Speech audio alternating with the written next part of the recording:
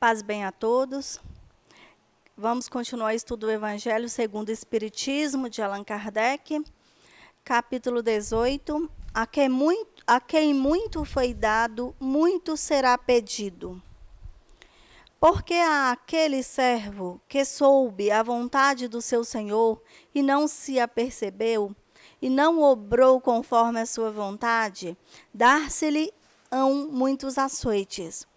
Mas aquele que não a soube e fez coisas dignas de castigo, levará poucos açoites. Porque a todo aquele a quem muito foi dado, muito será pedido. E ao que muito confiaram, mais conta lhe tomarão. Lucas, capítulo 12, versículo 47 e 48. E Jesus lhe disse: Eu vim a este mundo para exercitar um juízo, a fim de que os que não veem, vejam, os que veem se tornem cegos. E ouviram alguns dos fariseus que estavam com ele, e lhes disseram: Logo também nós somos cegos. Respondeu-lhes Jesus: Se vós fosseis cegos, não terias culpa, mas como agora mesmo dizeis, nós vemos, fica subsistindo o vosso pecado. João, capítulo 9, versículo 39 e 41. Estas máximas encontram, sobretudo, a sua aplicação nos ensinamentos dos Espíritos. Quem quer que conheça o preceito do Cristo é seguramente culpado se não os praticar. Mas, além de não ser suficiente difundido o evangelho que os contém, senão entre as seitas cristãs, mesmo entre estas, quantas pessoas existem que não o leem, e entre as que leem, quantos não a compreendem? Disso resultam que as próprias palavras de Jesus ficam perdidas para a maioria. Então, o que vem dizer, né, nessas falas desses evangelistas? Eles querem dizer, né, que como espíritos, nós temos conhecimento das leis de Deus na consciência. Então, quem estuda o Evangelho, quem faz, né, estudos sobre o Evangelho, quem faz, leva a palavra de Jesus a outras pessoas, sim, tem mais conhecimento, estuda mais, sim, tem mais responsabilidade, porque a partir do momento que tem o conhecimento, sabe o que está falando, tem que ter a prática. Não basta simplesmente falar, precisa fazer. E quem escuta o Evangelho, mesmo que não lê, ele entende, porque o Espírito, ele assimila. Ele compreende, mas, porém, a cobrança dele é menor porque ele está estudando, ele está ouvindo e ele está assimilando. Então, quem ensina, o professor, ele já tem que colocar em prática. O aluno ainda precisa passar pelas provas, mas, no final, como espíritos encarnados, todos têm responsabilidade sobre a sua própria evolução. Cada um com a sua responsabilidade, de acordo com o seu conhecimento. Mas nada sai, né, de responsabilidade de quem faz ou não faz. Quem tem as atitudes responde por elas, sendo positivas, sendo negativas. O conhecimento aumenta a responsabilidade, sim.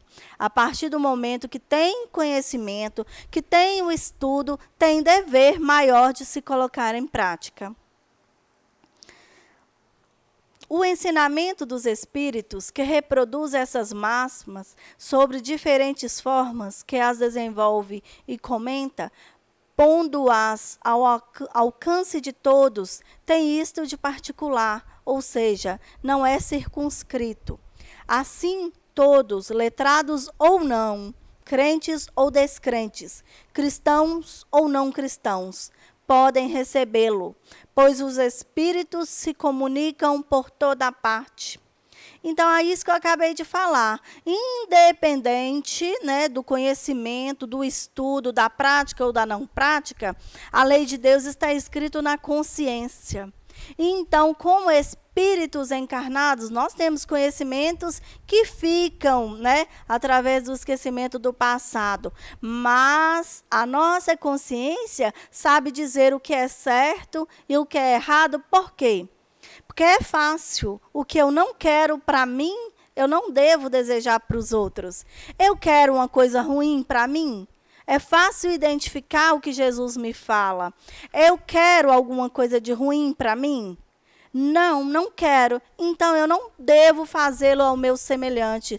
Porque o que eu não quero para mim, eu não devo querer para o próximo. Eu devo fazer o que eu quero, né, o que for melhor para o nosso próximo. Porque é o que é falado, independente de crença, de religião, de estudo, de ter tido ou não tido uma faculdade, de estudar ou não estudar.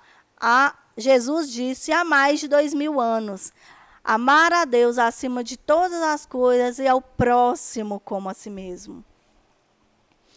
Aquele, pois, que não põe em prática para se melhorar, que o admira apenas como interessante e curioso, sem que seu coração seja tocado, sem que não se faz menos fútil, menos orgulhoso, menos egoísta, nem menos apegado aos bens materiais, nem melhor para o seu próximo, é tanto mais culpado quanto teve maior facilidade para conhecer a verdade. Então, independente, né, de ter conhecimento, de ler o Evangelho, né, as atitudes do dia a dia fazem diferença. Se eu não mudar, né, minhas atitudes, se a matéria falar mais alto, se, né, o que é perecível, né, falar mais alto, que é culto ao corpo, que é cuidar só das futilidades, igual diz aqui. Se eu não mudei, né, e não me tornei menos egoísta, se meu orgulho fala muito alto, se eu sou apegado às coisas materiais, minha casa, meu carro, minha bicicleta, meu cavalo. Não, porque aquele cavalo, aquela bicicleta, só terá utilidade enquanto estamos encarnados. Ela é usufruto. É para usar enquanto é útil. É para usar enquanto é necessidade. A partir do momento que não é mais necessário, nós vamos passar para o próximo, porque a partir daí a gente tem que desapegar, porque nós não vamos levar nada disso.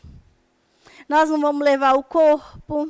O corpo é um instrumento importantíssimo. Devemos cuidá-lo, sim, devemos cuidar da saúde, muito. Mas devemos cuidar do espírito, do que tem, do que habita nesse corpo. Por quê? Porque o espírito é eterno. E é isso que o Evangelho vem falar aqui, que é essa verdade de espírito eterno, todos nós somos conscientes.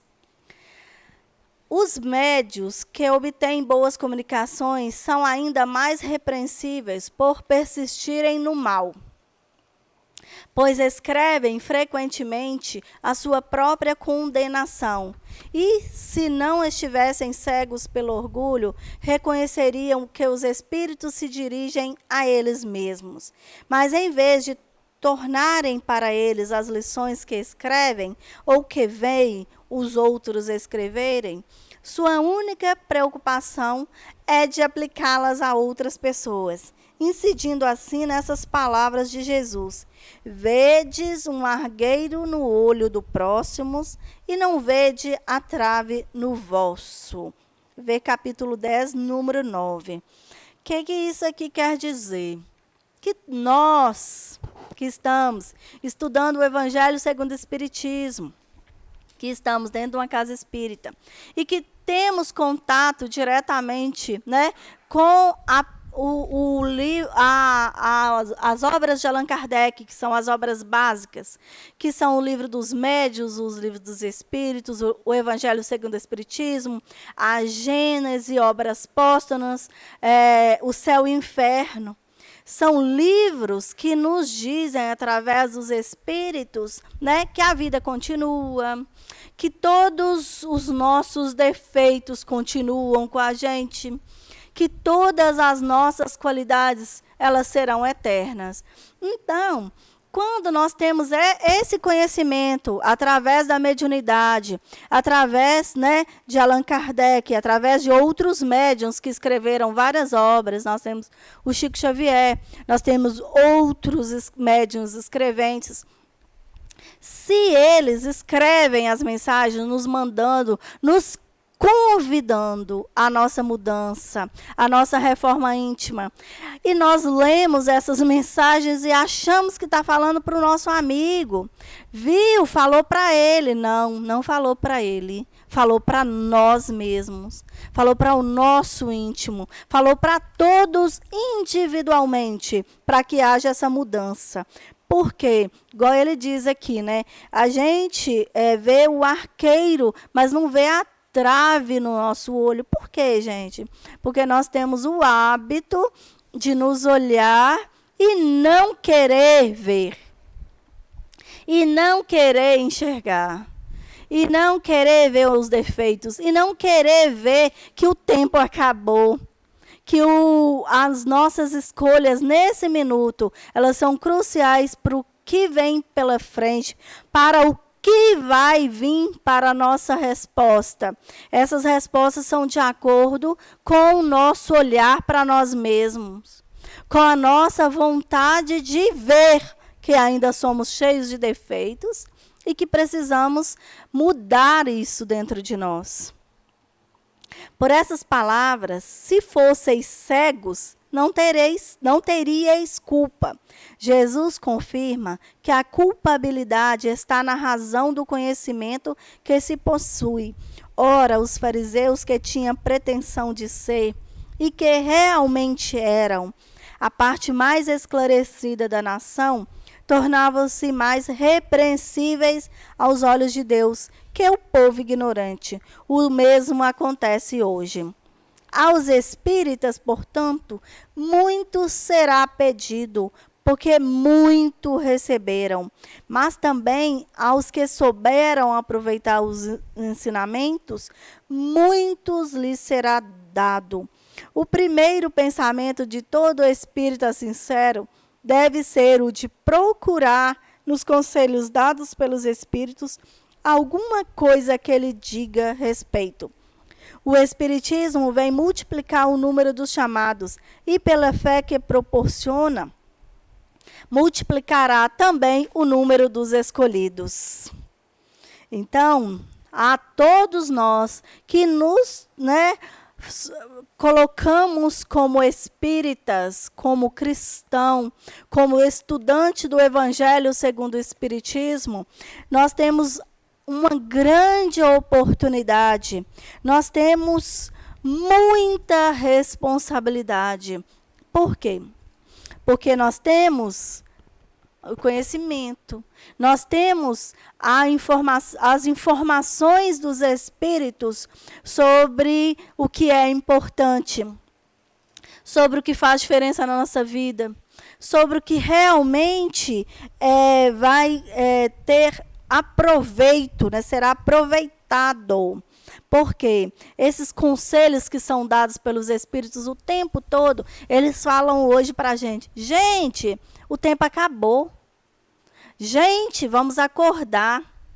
Não dá tempo para dormir mais. Acabou-se a tranquilidade. Nós estamos em tempos de transição, de mudança total. Ou nós mudamos, Nós mudamos, nós aproveitamos esse último tempo, acordamos e nos colocamos nas condições de espíritas verdadeiros, ou simplesmente na condição de espírita que lê. Espírita que lê e ouve não vão responder de acordo com os escolhidos que Jesus fala. Espíritas que lê, que ouve, que pratica o que lê e o que ouve, sim, serão os escolhidos. Aí ele fala que no final, que o Espiritismo, ele é a luz que clareia.